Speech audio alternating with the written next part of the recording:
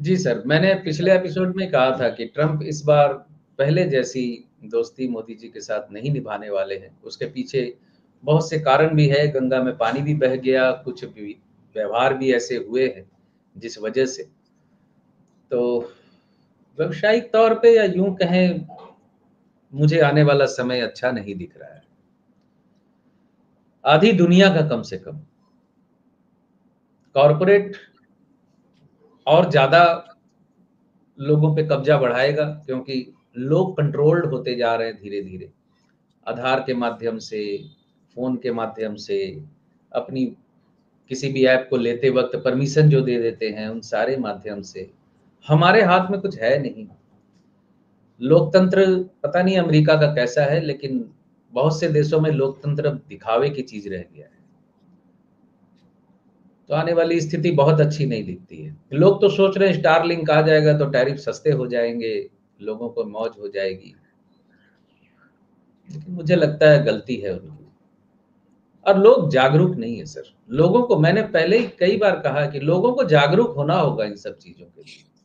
लोग सिर्फ़ त्वरित फ़ायदा देखते हैं और लोग विशेष करके मैंने महसूस किया हमारे यहाँ के लोग दूसरे को बर्बाद होते देख कर खुश होते हैं। उसको कोई लेना-देना नहीं है कि वो खुद कीचड़ में पड़ा हुआ है।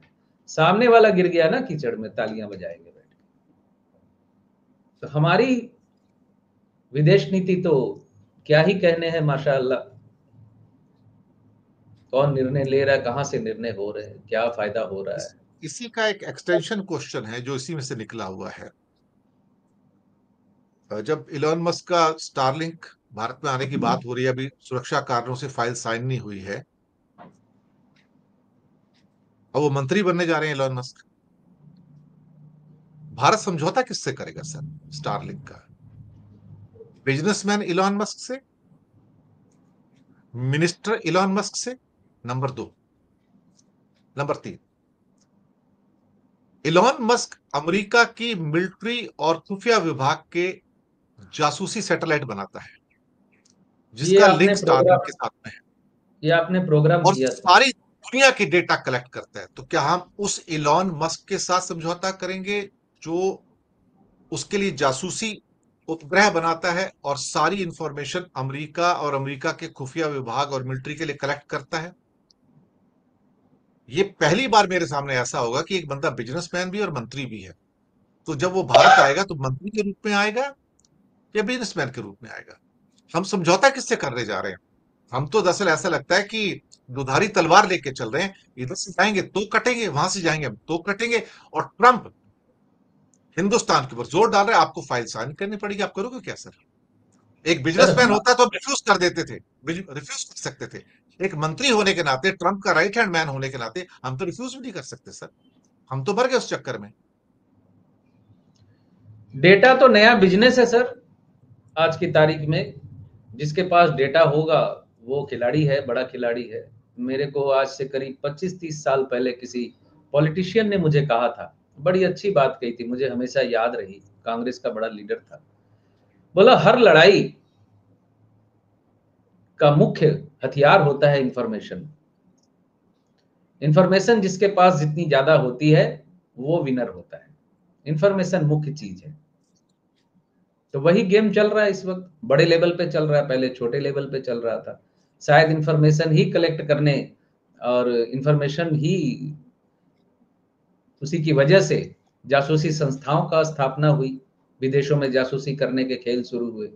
अब आजकल ज़मीनी स्तर पे छोड़कर अब data, internet, online, artificial intelligence सब कुछ आ रहा है सामने। बस समय बदल रहा है और उसके तरीके बदल रहे हैं। बाकी मैं एक बात बोलना चाह रहा था कि भारतवर्ष में एक पद, एक वक़्त पे एक पद का जो नियम है, क्या वो अमेरिका में नहीं है? इतना बड़ा बिज़नेसमैन एक मिनिस्टर कैसे बन सकता है? तब तो उसको बिज़नेस बंद करना पड़ेगा। सिद्धू को लाभ वाला पद छोड़ना पड़ा था, सोनिया गांधी को छोड़ना पड़ा था। यहाँ तो लाभ वाले पद को लेकर एक कानून है हमारे भारतवर्ष में। क्या वहाँ नहीं है ये? ये मुझे भी नहीं पता सर।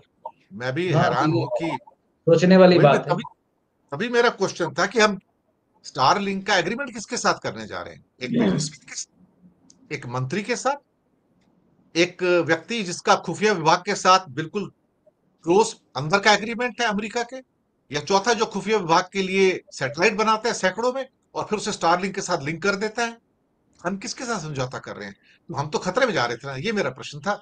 आपने उत्तर अच्छा दिया है कि अ, चीजें, मुझे लगता है कि नेशनल सिक्योरिटी के हिसाब से going with the Elon Musk is an extremely dangerous proposition. मुझे लगता है कि एक्सट्रीमली डेंजरस प्रोपोजिशन।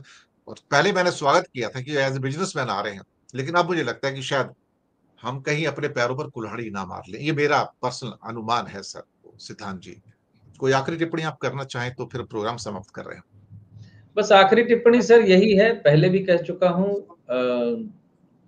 2025 मई के बाद स्थितियां बेहतर नहीं है, अच्छी नहीं है। आने वाला वक्त उन सारी चीजों की तरफ इशारा कर रहा है। हो सकता है ऐसा अनुमान और ऐसा सुनने में आ रहा है कि थर्ड वर्ल्ड वार कुछ साल पीछे चली गई ट्रंप के आने की वजह से, ऐसी बातें सुनने को आ रही हैं। तो हो सकता है पीछे चली जाए, लेकिन जो रायता फैल गया है, जो खसखस गिर चुकी है, वो जल्दी उठती नजर नहीं आ रही। स्थितियां अगले 7-8 सालों के लिए बहुत बेहतर नहीं है पूरे विश्व के लिए। 2032-33 के बाद कहीं राहत की सांस, आधा बर्बाद हो चुकने के बाद जो जिंदा रहेंगे वो राहत की सांस लेंगे, ऐसा ही लगता है। बिल्कुल आपने सही कहा। और ये रविवार की सुबह हम सिद्धांत जी के साथ होते हैं, और जिनको सिद्धांत जी का कंसल्टेशन चाहिए, नीचे हमने डिस्क्रिप्शन में नंबर दिया हुआ है उनका। तो मेरी आपसे फिर रिक्वेस्ट होगी कि भाई आप पहले मैसेज कर लीजिएगा, अगर आपको कुछ उनसे इंक्वायरी चाहिए तो डायरेक्टली कॉल मत कीजिएगा, ताकि दूसरों की प्राइवेसी का भी हम सम्मान कर सकें। तो इन्हीं शब्दों के साथ लेंगे आगे, और आपका दिन शुभ हो। और अब तो ये साल भी खत्म होने को जा रहा है, धीरे धीरे अंत की ओर जा रहे हैं हम। तो अभी से शुभकामनाएं आपको देते हैं कि आने वाला वक्त हमारे सभी दर्शकों के लिए अच्छा हो, समृद्ध और वैभवशाली हो, अच्छी सेहत वाला हो, यही हम चाहते हैं। सिद्धांत जी, आपका बहुत बहुत शुक्रिया। संडे धन्यवाद की सर। मॉर्निंग हमेशा शुभ हो जाती है जब आप आते हैं, तो बहुत बहुत धन्यवाद। धन्यवाद सर, धन्यवाद।